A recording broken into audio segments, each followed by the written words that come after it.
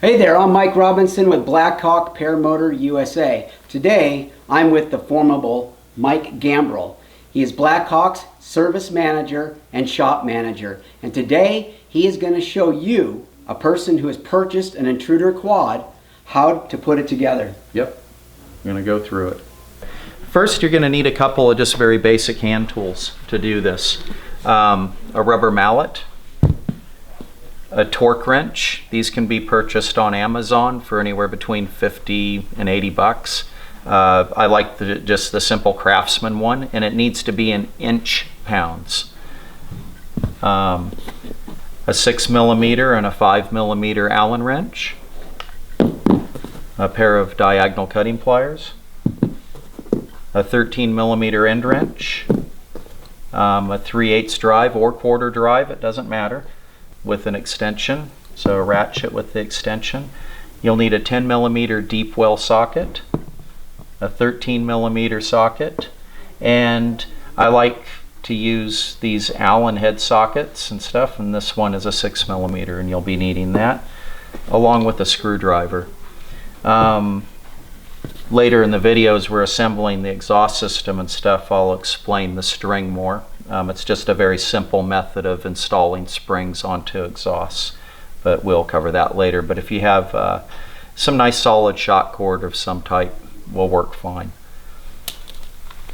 Your Intruder quad package is going to arrive in several boxes.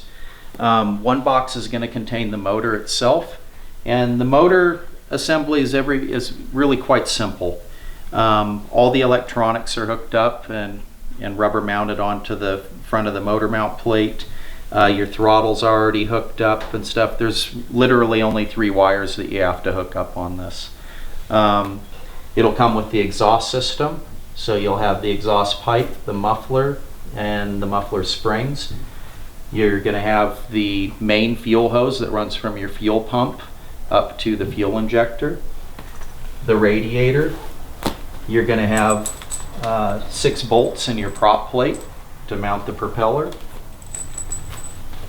This right here is a breather hose that runs from your valve cover through back into the air cleaner. It's all included. Your battery. This is a battery strap to hold the battery in place. You're going to have the propeller. And it also comes with the first quart of oil that you'll need. We use a specific oil in this engine. It's made by Joe Gibbs. It's called Driven XP7, and it's a 1040 weight, fully synthetic oil.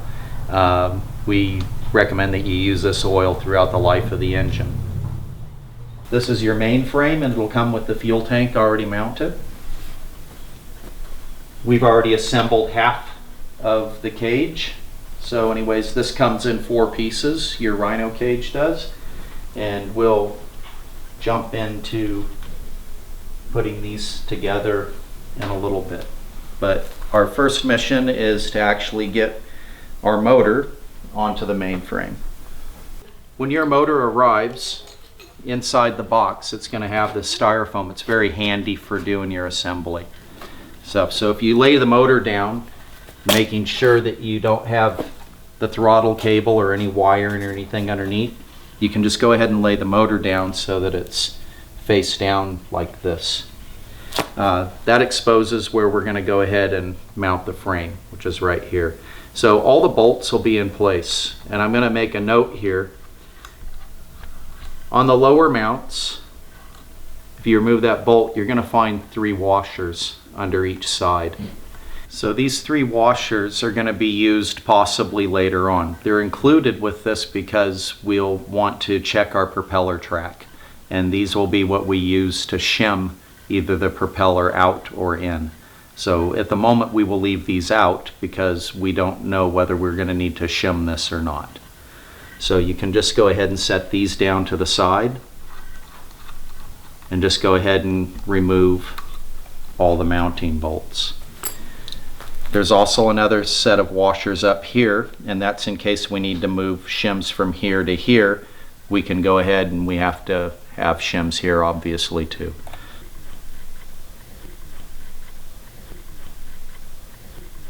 These will be the two larger washers will be the shims that would go here if we need them. If we don't end up needing those, this bolt also has two small washers on there. These washers will need to be underneath the head of the bolt going through the mounting frame when we put this together. We'll just go ahead and remove these. And we can just set these off to the side for the moment. We have a couple of tools here. This is where we'll be needing our 6mm Allen wrench. We don't really need the extension, but the ratchet with the 6mm Allen head to just tighten them up for the final tightening. So we just go ahead and we bring the frame over. And if you have somebody that's helping you do this, it's quite nice. It's kind of a fun project to do with friends in the garage, so to speak. So anyways, we can lay the frame on here and you'll see that the frame itself has holes already pre-drilled and in place. So all we do is line those up and we just go ahead and we install our bolts. We don't need to tighten these all the way up yet. It's best just to get all of the bolts started. And I like to do one on the top, and then it's easy to remember this one here because we have the two washers on it. That just goes to the little rubber mount on this side. So we just go ahead and get that through.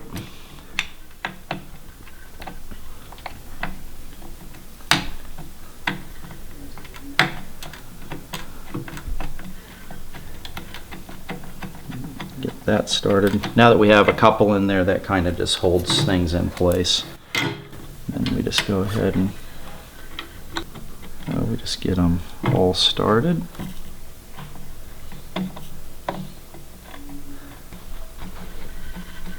Okay, so we have those all started, and we can just take our 6mm Allen wrench and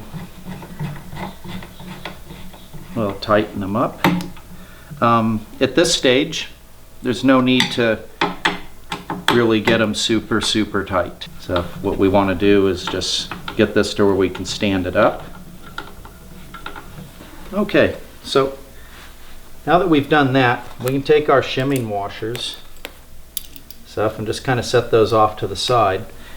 The motor's mounted, and keep in mind we haven't tightened these up or anything super tight. We've just snugged them down.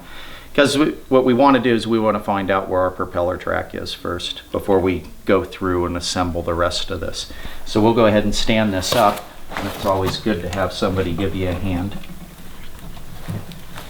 There we go. So we got it stood up.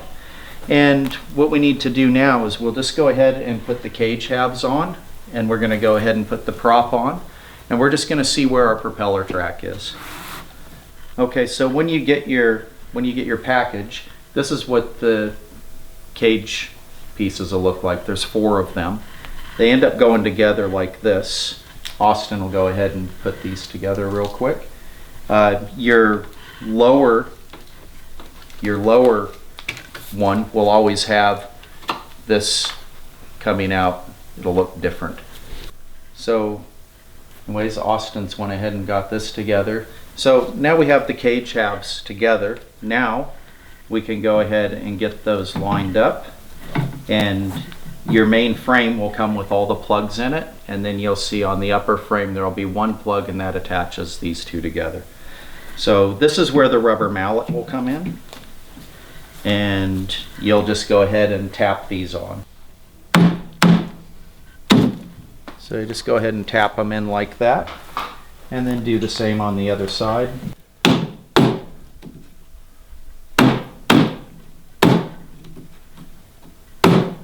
And basically we want to make these so that there's really no gap in between here.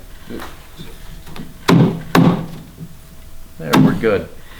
Now we're just checking the propeller track at the moment. So we don't need to go ahead, and we won't be securing any Velcro straps or anything. We can just kind of squeeze that together really quick. So now we'll be able to sit down and look at where our propeller track is. So we'll go ahead and we get out our prop. Thank you, Austin. Yep. And we don't need to bolt this on or anything at the moment. The prop, just for your information, if you look at the propeller, you can look at the shape here. Notice how it comes in and it has this deep dish through the center of the hub and comes back out. That will always face out. Notice how this is flat going straight across like that. This will go up against the hub. The hub has a 1-inch diameter shaft that comes out that centers your prop. So you just go ahead and slide that on. That's nice. And we'll go ahead and we'll turn the propeller so that we're at the 6 o'clock and 12 o'clock position. So from what we want to do is we want to stand off to the side. If we look, we can see that the space between the frame and the tip of the prop at the 12 o'clock and the tip of the prop at the 6 o'clock position is different. What we want to accomplish is that the tip to here and the tip at the 6 o'clock position over to the frame is equal. So now we're going to have to just go ahead, and we know that we're going to have to put those shims that we had earlier underneath the motor mount here so we can kick the bottom of the engine out, which is going to bring the prop this direction. So we can just go ahead and take our prop back off, and we'll just go ahead and we'll need to disassemble the frame and just remove the cage heads off. And this all actually goes pretty quick. And we can just go ahead and lay the motor back down just like we had it before. So we'll just go ahead and lay it down. Watch out for our throttle here. Yep. Make sure we don't have anything underneath and we're clear. And we just lay it down. And so we want to bring the bottom of the motor, we want to push that out. So what we're going to do is we'll take these bottom 2 bolts out.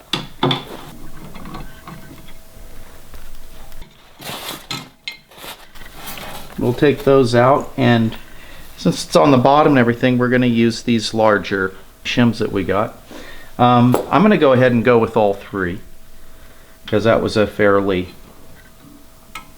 big difference. So I'm going to take a shot at going with all 3 on there. So we just slide those in between the mount and the frame. Yeah, there we go. Got it started. So I won't tighten that up all the way, so I allow myself a little bit of room here to get those in.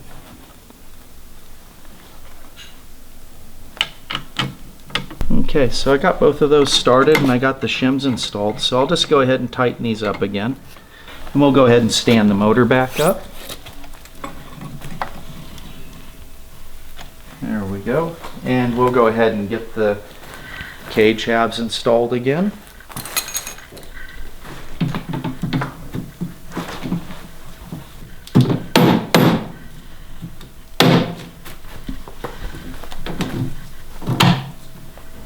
So we're going ahead, we got those cage halves back on again. We're going to take our propeller and get it up against the hub nicely. And we're going to come back here and we're going to take a look again.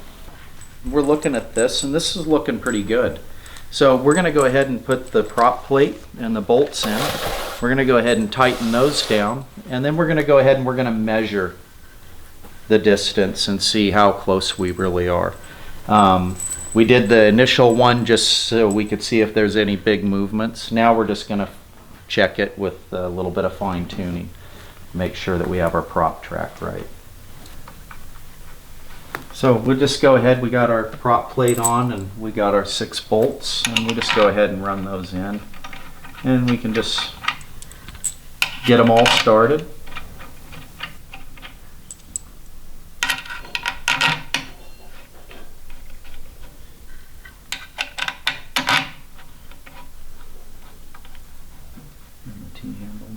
Tough on the side of you. Okay. And now let's go ahead and snug these up. We're not going to torque the prop at the moment because we're just going to snug it up. Notice when I'm tightening up the bolts, I'm not really torquing these down. I'm just snugging them up. And every time that I go from here, I'm going to go to the opposite bolt on the other side. Good habit to get into. And what we'll do is we'll just take a tape measure and we'll measure what our distance is and then see what the difference is between the two. Okay, so we went ahead and we've just tightened up our prop. So if we're at the 6 o'clock and the 12 o'clock position, and there's a couple of ways that we can measure this, but realistically, I mean, if you stand off to the side, look at the cage, you can see that this is pretty spot on. When we rotate the propeller coming through, we can see that the distance going around in this track is really good. It's evenly spaced, and that's what we're looking for. We don't want it too far in or too far out and stuff. We want it to run true to the cage. Okay, so one way we can do this is we can just simply, the prop is centered within the cage, so we can go from here to here and we see that that's 5 inches, and we could come down here and look and we can see that that's 5 inches also. So we're pretty good. If you wanted to get super technical, you can come across here with a straight edge and then come straight in like that, and you can go back and forth that way.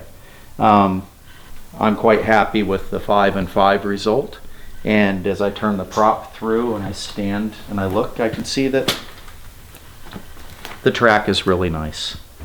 So we're going to go ahead and we're going to go with this. Okay, as you saw, I went ahead and went big early. I like that. So we went ahead and we went with all 3 shims, and we ended up perfect. We're good. If you notice that it went too far, well, now it's the time we can just go ahead and take the propeller off, pull the cage halves off and everything, lay it back down, and go ahead and just remove 1 shim at a time until you get the desired track. Okay, so we're going to go ahead and remove the propeller now because we've already accomplished our track, and we'll go ahead and we'll remove the cage halves again to facilitate being able to walk around the motor as we assemble things. So,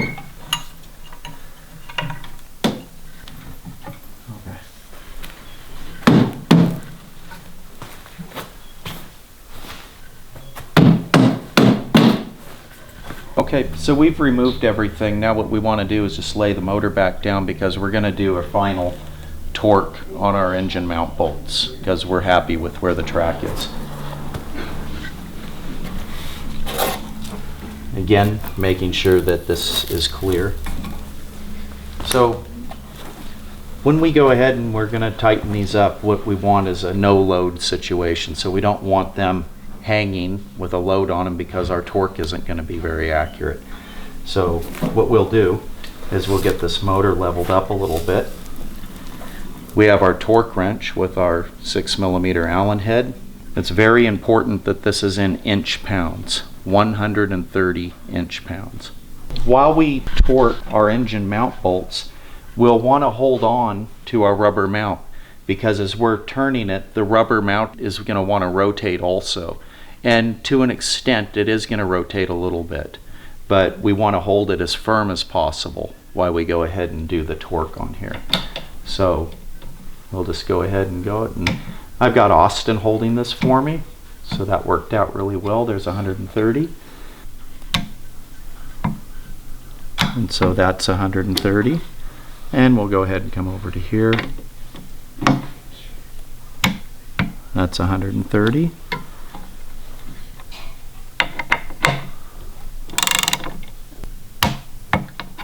And that one's good.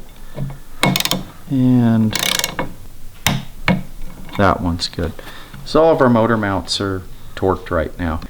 During your post flights and everything, you'll always want to go ahead and put an Allen wrench on these and make sure that they have not come loose. So now that we have this done, we'll go ahead and stand the motor back up.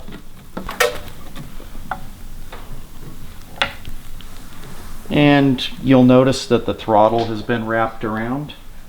Very important on the throttle cable that we don't kink it and stuff like that. So we want to lay this out where it's going to be free and clear, not be in our way. and not get any type of binding in it. So we'll just go ahead and get that out of the way. Okay, we have our wiring harness. It's usually tucked in back here. We'll go ahead and pull that out also, and we can just go ahead and uncoil it. This is your switch. It comes in the off position and it's locked down and off. That would be on, and then it's spring loaded. It's a momentary switch for your start. The other wire that's coming down with it is for your fuel pump. So we can just go ahead and lay that off to the side. On the other side of the motor, you have a positive and a negative, red being positive, black being negative. The negative lead is longer, and the reason for that is because of the routing. So we'll take that wiring, we go in between here, the forward part of the frame and then the stand-up portion of the frame, and we'll come up through here, and it comes along the right side lower motor mount. So it comes up through here and it comes out in between the engine mount frame rails, and we just go ahead and we can leave that there. When we put the battery in a little bit later, that's positive, that's negative. Okay, now that we've got stuff laid out and looks organized, the last one up here is our temperature gauge. This is what's going to let us know our coolant temperature for the motor. This one we'll just go ahead, we'll just run it through here right now, and you can just let it hang. We'll come back over here to the other side of the motor, and you'll note the engine will come with both nuts on the studs like this, and there's a plug here. This is your exhaust port. So we'll go ahead and we'll remove these two nuts right now, and we'll go ahead and remove the plug. Be very careful, this already comes with the gasket installed, so there's no need to do anything here other than remove the nuts, remove the plug, and make sure that you don't drop anything in here for obvious reasons. Okay, so previously we showed all the pieces that come with your intruder. This is the exhaust pipe, the main exhaust pipe. It has a mounting flange here. So what we want to do is the pipe comes in just like this off the forward part or the aft part of the head, and we just go ahead and we slide that down, and we get our flange, mounting flange lined up, and we just go ahead and let this slide on down and let it sit for a moment. Once we have this just sitting and resting in here, this pipe is actually a slip fit, so it rotates, so that we'll have to go ahead and we'll rotate this to line it up with our muffler. So our muffler mount bolts are right here, and again, these are a 6mm. Want to go ahead and remove these.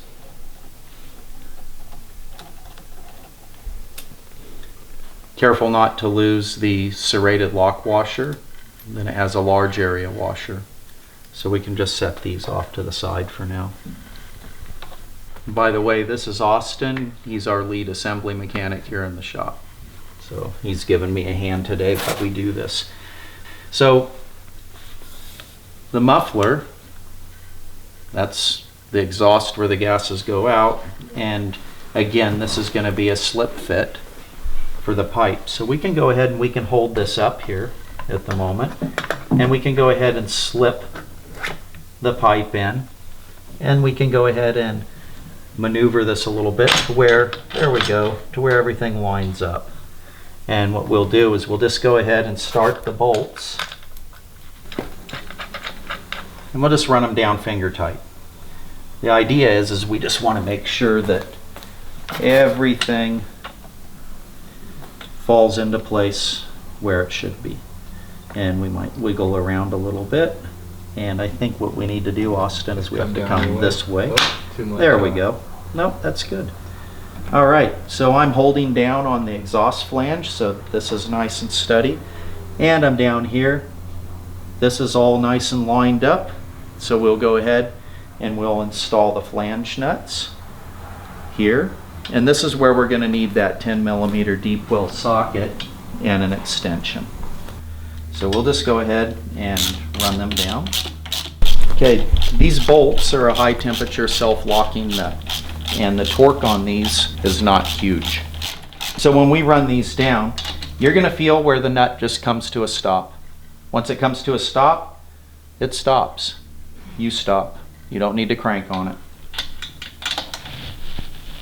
That's turning a little bit, and she stopped. That's it. Don't need to go any more than that. Now we can come down here, and we know that our muffler's in place perfectly and stuff, so we can go ahead and we can tighten up the muffler. You tighten these up, it's the same thing. But it's nice and snug. Go ahead and just grasp the motor mount rubber so that it doesn't sit there and get twisted with everything. But we just snug those up. And that's good. So the next part of the exhaust that we need to install are the exhaust springs. So these hook up. You'll see that on the muffler itself there's 2 welded on tabs, and on the pipe itself there's 2 welded on tabs. So the easiest way to put these on is I like to make up a little string. And on that little string I can use my ratchet extension. And I'll go ahead and tie a nice knot on here. And then I just like to come back around here.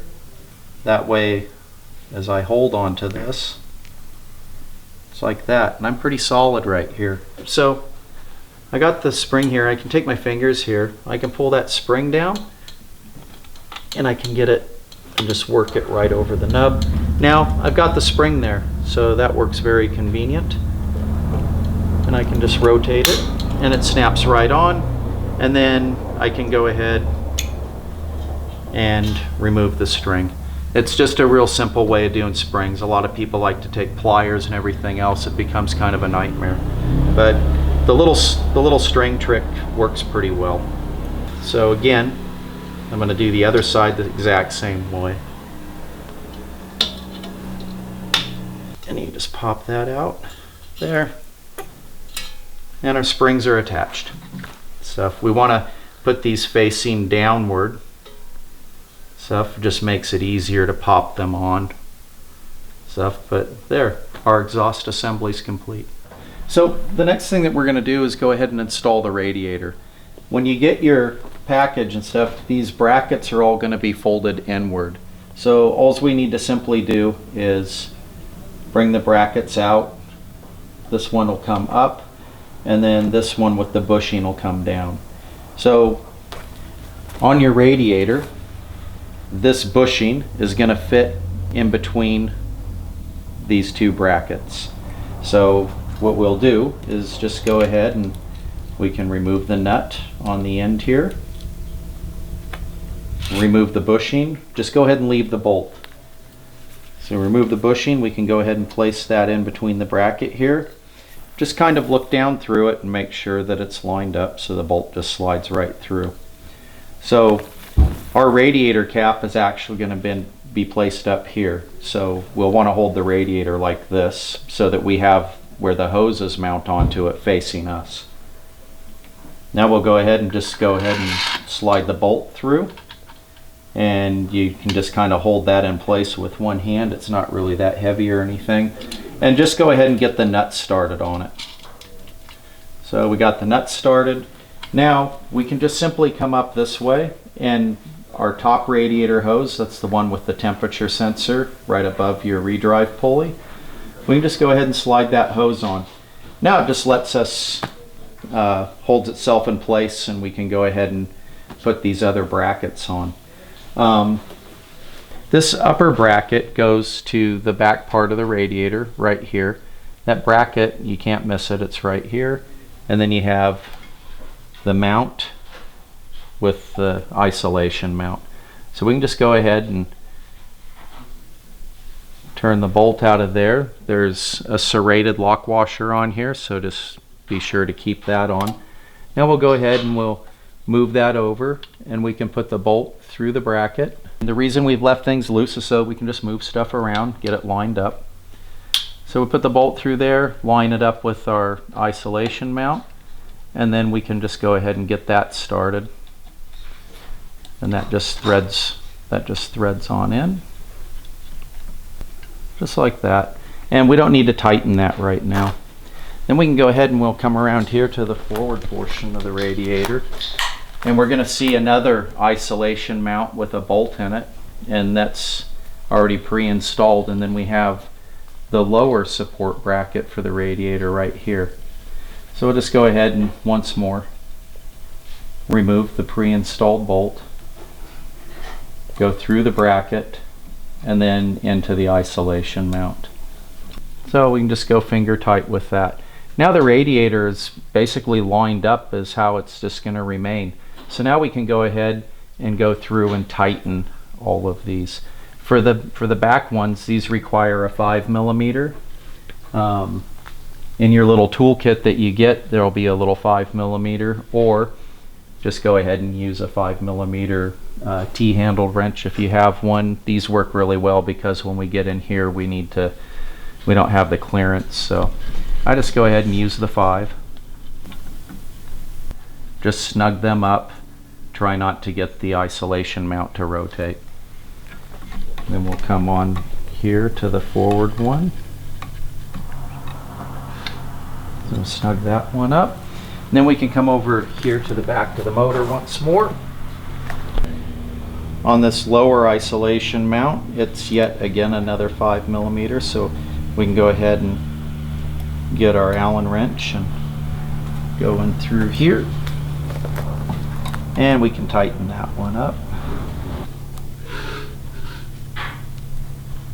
Okay, at this point everything's kind of held in place, so we can just remove this upper radiator hose, have it out of our way. Both of these are 6mm. So we'll get our 6mm, and we can come in here like that, and once more just tighten that up.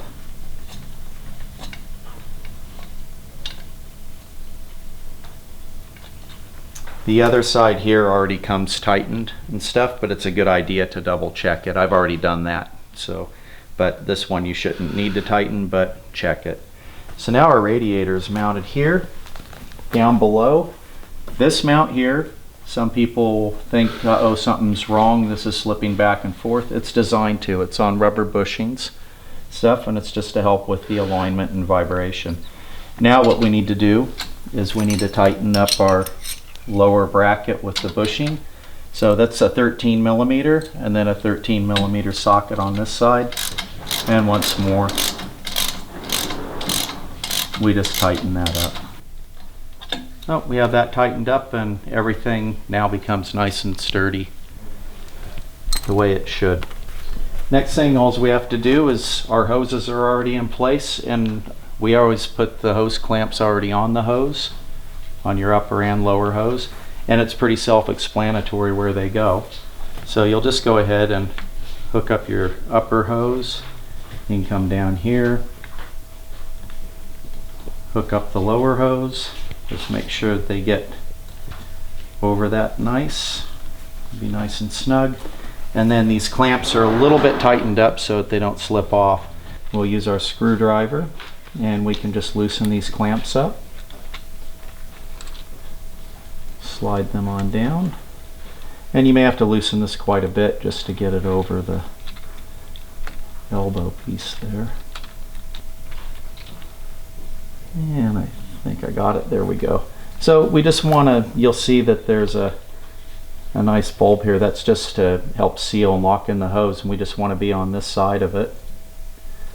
And you can just kind of hold your clamp with your fingers there, and then just go ahead and tighten it up.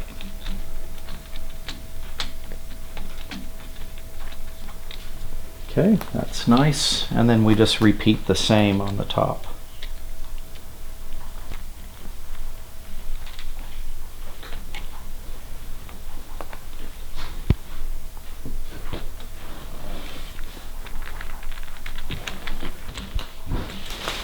There we go. When we're tightening the hose clamps, just going down until it's snug, and you'll feel that the hose clamp will come to a stop. That's tight enough. You don't need to go any farther than that.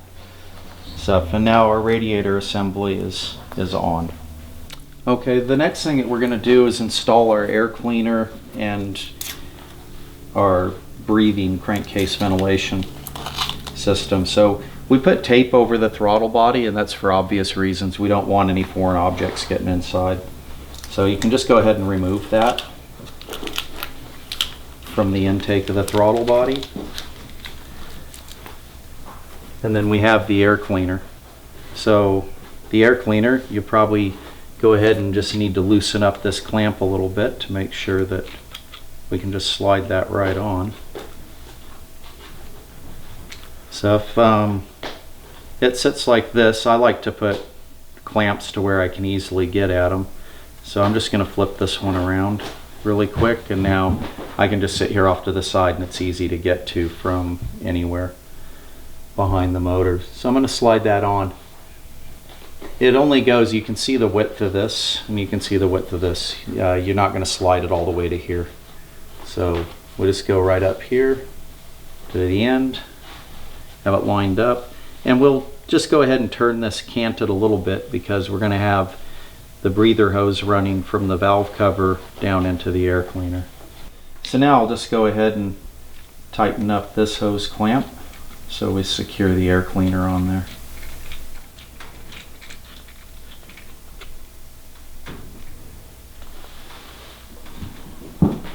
There, it's nice and snug. The next item is going to be our breather hose. So you'll notice that it's pretty obvious how this fits. So we'll go ahead and slide that onto the valve cover side and this onto the air cleaner side. And again, we just loosen the clamps, get them down here, and we'll just tighten those up.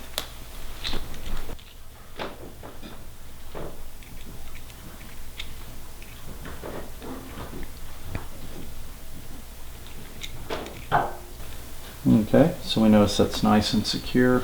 I'll come up here and loosen this one a little bit.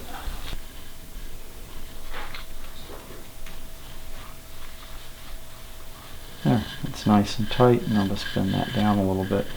So, in a nutshell, we're assembled. The next thing that we'll go ahead and do is we can go ahead and install our cage halves, which we'll do here in a moment, and then we can go ahead and install our propeller. As we did before when we were checking our prop tracking, we'll just go ahead and get the cage halves on. And I'll just point out real quick, just your throttle cable, your wiring and stuff, just go ahead and set those back here, and your throttle, you can just go ahead and lay it anywhere around here in the front stuff, just so it's free and clear, so we can just put these on. So we'll go ahead and get these lined up.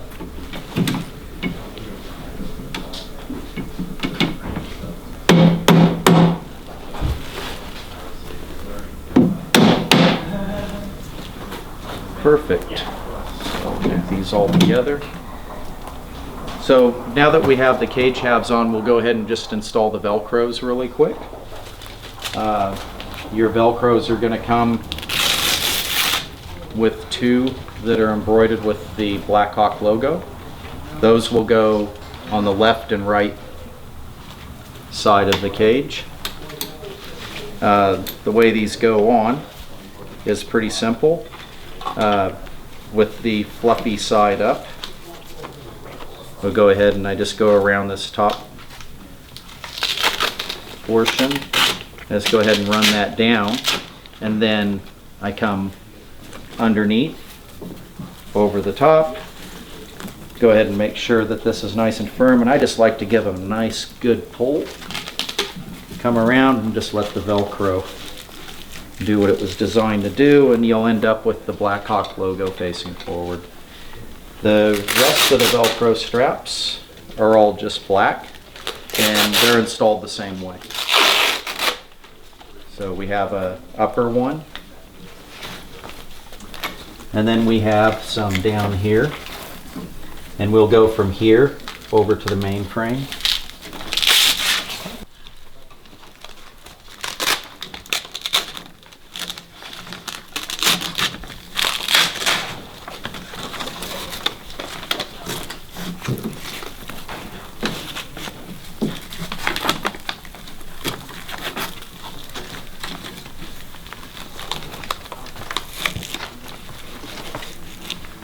Okay, so anyways, we'll come up here.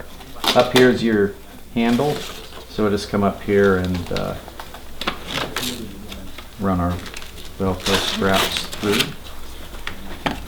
On the XXLT cage is what your 250 Intruder comes with. These will take Velcros here and down here on the bottom. On our regular Rhino cage, it's only the upper one right here.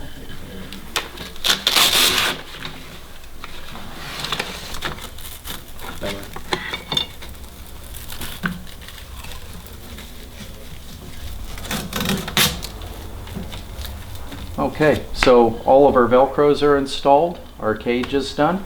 So we can come over here and we can just go ahead and route our overflow hose for the radiator. And what we like to do is just loosen these Velcros that are holding the net along this line of the frame and coming down through here. And we like to just go ahead, and there's a space, there's a gap in between the Velcros. It goes around the tube and it holds this hose very nicely. So we'll just go ahead and loosen those really quick. And we like to start with the upper quarter panel on the right side, and we just go ahead and loosen this Velcro a little bit. And we don't have to take it completely off. We just want to loosen it enough so that we can go through this gap with the hose. So we'll just go ahead and we can come right through here, and then we can feed it just in these gaps in between the frame and the net, utilizing the Velcros coming down. Once we're down here, we can just go ahead and pull this through. This hose is going to be a little bit long, so we don't want to pull this banjo tight. We just want to leave it to have a little bit of flexibility here, and this is good. And then we just go ahead and we tighten these back up. And you'll notice that the hose is still nice and free in here. We're not crushing anything. Where it comes out here along the bottom, I just go ahead and leave about an inch below the inner loop of the frame. We can go ahead and just cut the hose there, and then just flip it around here onto the back side, and it sits right there for your overflow. Next, we're going to go ahead and install our battery. So your unit will come with a battery.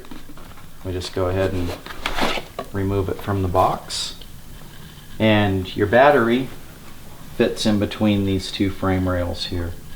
So it just slides nicely in like that. Then we're going to use our strap to secure the battery inside the frame. Simply go around the main frame here and around the main frame through here, and then we'll go ahead and go through the buckle.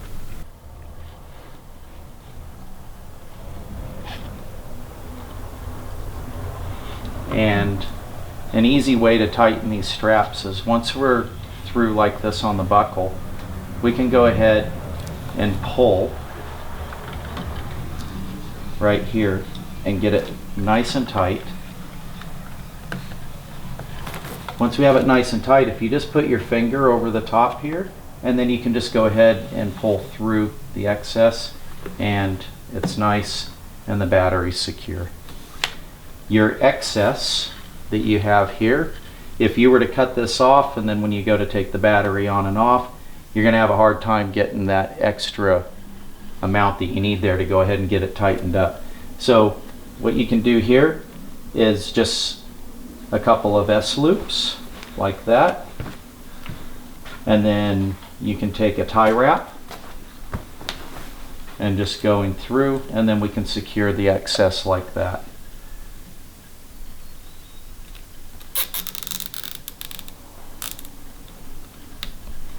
At the moment right now, we'll leave the battery cables off. Before we go ahead and mount our cage and motor assembly onto the quad, we will go ahead and we're going to service the motor with oil and coolant.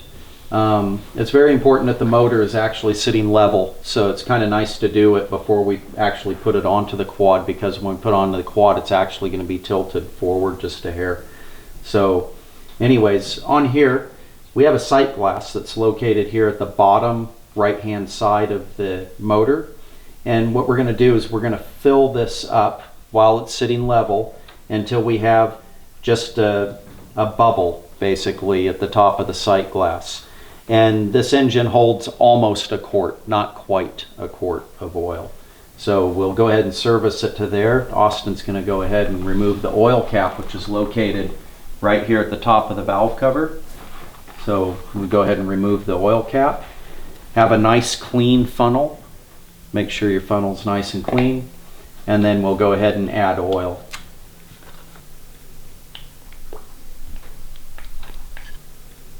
So while Austin's pouring the oil in, I'm just going to go ahead and watch down here in the sight glass. And here it comes. And that's good, Austin. That's good. Perfect. All right. So we got about that much in the bottom. Yeah, that's about right. Sometimes when we're servicing, putting the oil in the engine, there's an oil reservoir that's located on the bottom forward part, and sometimes it might take a little bit for the oil to work through the system. So if you find the sight glass gets full and you have still a little bit of oil, a little bit more oil than you should left in there and stuff, don't worry about that. It takes a little bit for the oil to circulate through the system. The first thing that we're going to do when we first initially start our motor is just let it run for a minute and then turn it off anyways, and we're going to check our oil level again, and we're also going to check our coolant level again. Okay, the next item we're going to do is we're going to go ahead and service our radiator, and the radiator cap is right here. It's a typical style radiator cap. You have to push down, turn, and then off it comes just like that. We go ahead and we're not promoting any brands with this or nothing else, but we just use a 50-50 antifreeze coolant blend. Works great for summer and winter, so that's all you really need in here. So we'll go ahead and we're going to service the radiator to where when we fill it up, it comes just to the bottom part of the filler neck. You'll notice the radiator sits at an angle, so you're going to end up with a line right here. So you'll just go ahead and service it to there, and then we'll go ahead and we'll just place the radiator cap back on, and we're just going to leave it. We'll just go ahead and turn it on, but there's a position here where you're not actually sealing it. So we'll just put that on for there right after we service it. And because after we do our initial 1 minute run real quick, we're going to check our oil level. We're also going to check our coolant level again, and we may have to service accordingly. So Austin's going to go ahead and add the coolant.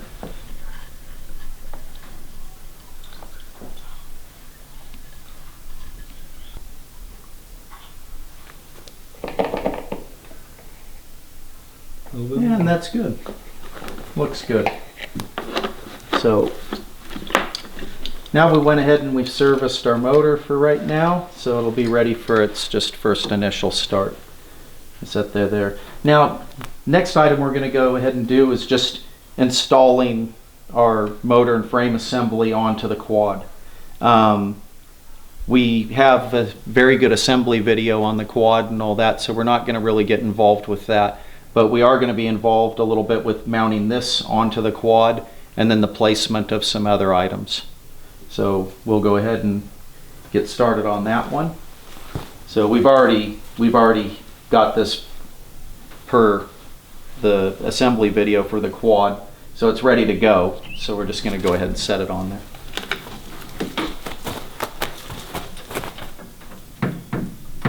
Okay, I'm in on that side. Okay, so we've got it set onto here. We're just going to go ahead and bring that forward. How's that looking there, Austin? Right there.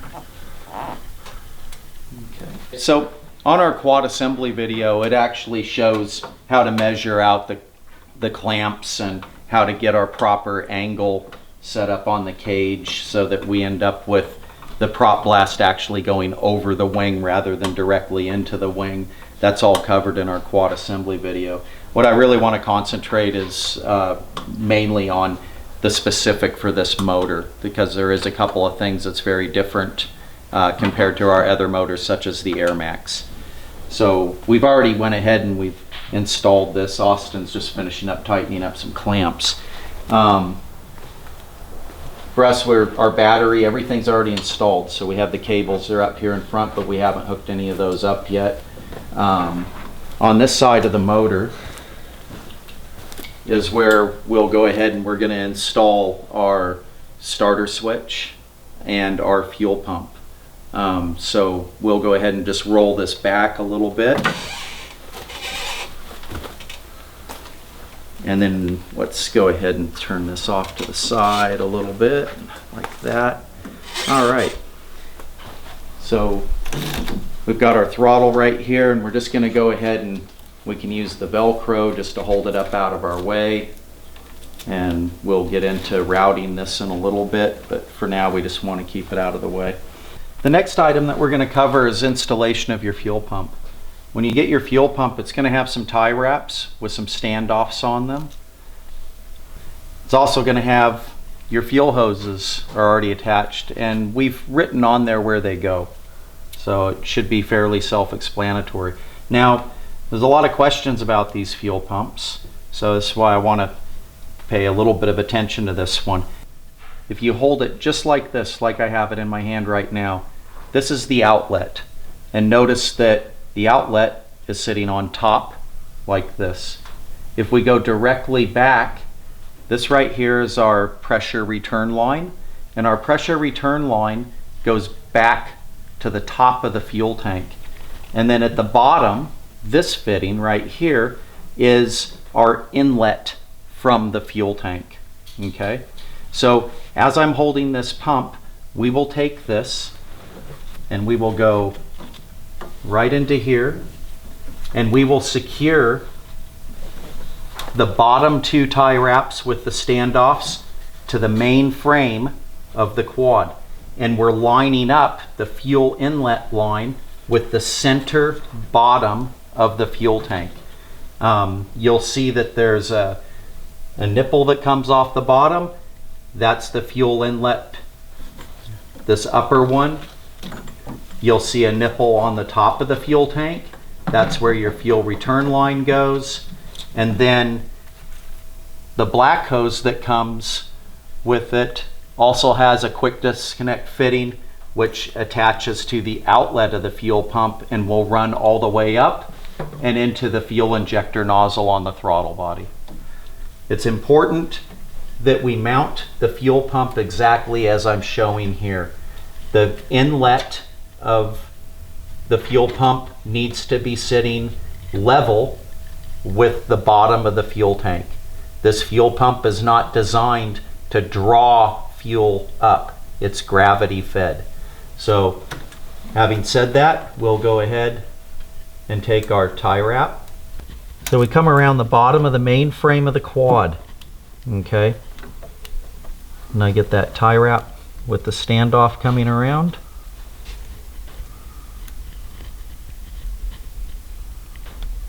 Get that started in there, that's good. I'll go ahead and tighten this down. We have one tie wrap that goes through the center, and that will go around the base of the main tube for your main frame that your motor is mounted on.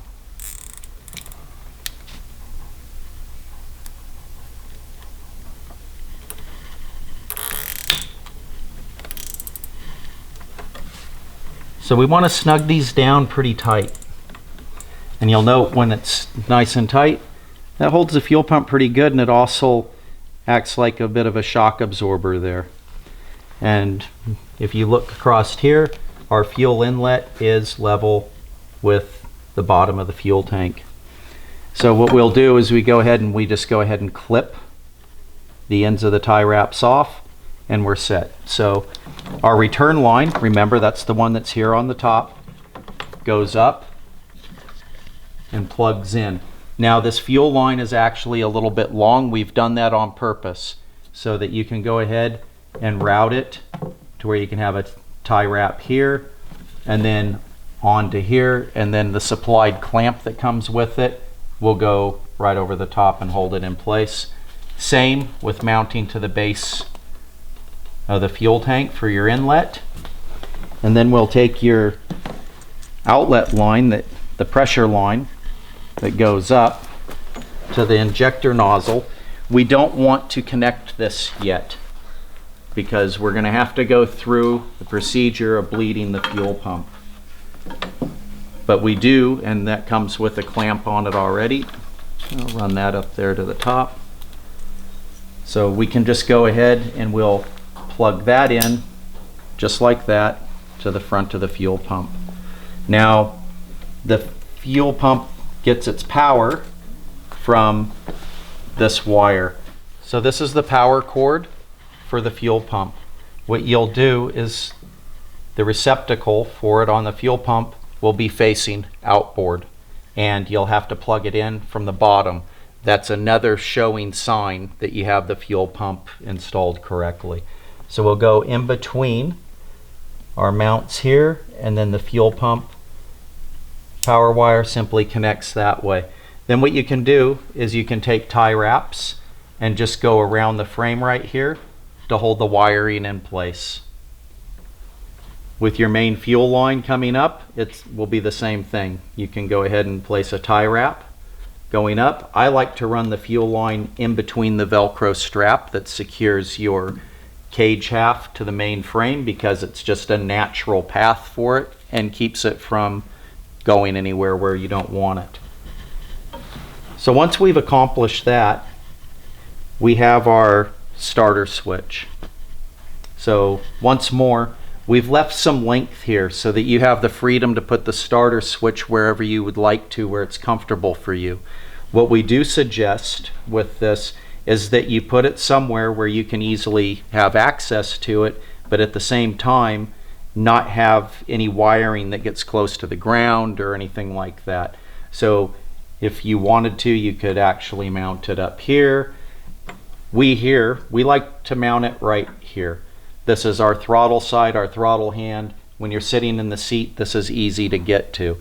So we made up a clamp here. We'll go ahead and go through the holes on that part, and then it's a 10mm nut, and we go ahead and put the nuts on. Anyways, we just tighten these up on both sides. That's nice and snug, and now our switch is in place. Now again, with the excess wiring, you can find just a nice natural path along the frame. I like to just run it down along the frame, bring it back over to here, and then you can just secure it with some tie wraps going up. So the way we have this mounted is when the switch is all the way forward, that's off. When we move the switch to the center position, that's on, which turns on your ignition system, also turning on the fuel pump. And then it's a momentary switch pushing straight back, and that's your start switch to start the motor up. So we don't have the battery hooked up. We do not want to run this fuel pump dry. Do not run this fuel pump dry. You're going to gravity bleed it prior to turning on the fuel pump. So how we do that is we start with at least half a tank of fuel because we need the head pressure to supply good pressure going through the pump as we bleed it. So we will go ahead and we will add half a tank of fuel to it, and with this motor we recommend 91 octane. You can, it's Chevron or Exxon or Mobil, whatever your choice is, but run 91 octane or higher. Do not use aviation fuel. 100 low lead is not permitted in this engine. So having all this done, to bleed this fuel pump is very, very simple, and I'm going to show you a simple way to do it. What you'll want to do is place a drip pan or something underneath, and you're going to go ahead with your fuel return line, this one that's here on top. You're going to go ahead, push in on both sides, remove that, and let the fuel naturally run out. Okay? So after a little bit, you're going to see that all of a sudden you have just fuel running out without any air bubbles. Once you have achieved that, you will go ahead and hook up your fuel return line just like that. Okay? The next thing we're going to do is, we had this on, Next thing we're going to do is we're going to make sure that we still have our drip pan underneath. So if we're going to go ahead and remove our fuel outlet line, our pressure line, we're going to set that off to the side. Now we're going to wait until we get solid fuel running out of here without any air bubbles. And a thing you can do with this is just lightly tap the pump while it's doing that. And that will work all the air up coming out the top of the outlet, your pressure side, until you get solid fuel running out. Once you have that, just go ahead and connect your pressure line up again. Now we've worked the air out of the fuel pump. So the next thing that we would do is up here on top, we would get a clear bottle or something like that. We would connect our battery. Red is positive, black is negative, so that we have power. Now we're going to go ahead and we're just going to turn our fuel pump to the on position. You're going to hear the fuel pump cycle, and fuel will go all the way up through the fuel line, and you can watch for it in the bottle. You will go ahead and let that go until you have solid stream of fuel coming out. Once you have the solid stream of fuel coming out, which happens fairly quick, you'll go ahead and turn it off, and then you will connect your pressure line to the injector nozzle and put the clamp on it. So routing our throttle cable is easy. What we'll do is we're going to come through the center section of the frame here. We're just going to set it right in here, and we'll secure this with a tie wrap, and we will go under and around just like this. Now our throttle is here. You'll notice that it'll have a natural tendency for the handle to want to be right out here facing forward, so your hand can slip through like this. Covered in our other videos is the installation of the line guides and stuff. I like to just hang it right there. It keeps it out of the way stuff, but that's for your throttle routing. And next, your motor comes with a temperature gauge, so that you see what the temperature of the motor is and the coolant. Again, we've left a bit of length here so that you can put it somewhere where it's comfortable, where you can see it. A lot of people like to route it coming through here. They'll run down along the frame rail with some tie wraps, and then they'll go ahead and tie wrap it and secure it to the side of the frame so that it's facing inward towards them. That way, while they're flying, they can just turn their head, they can look, they can see what the temperature of the motor is. But again, we leave this open for you to be able to do that, same as we leave open where you want to locate your ignition switch and start switch. Anyways, we've gotten everything completed over here, and then kind of our final step is to go ahead and install the propeller. You'll install the propeller just as we did when we were doing our tracking, and go ahead and torque the bolts up to 130 inch-pounds. So, and then we're prepared to start the motor. I hope that this helps you guys along with getting into assembling your new 250 Intruder motor. If you have any further questions and everything, you feel free to call us here at BlackHawk. I'd like to thank Austin for assisting me in putting all this together, and happy flying.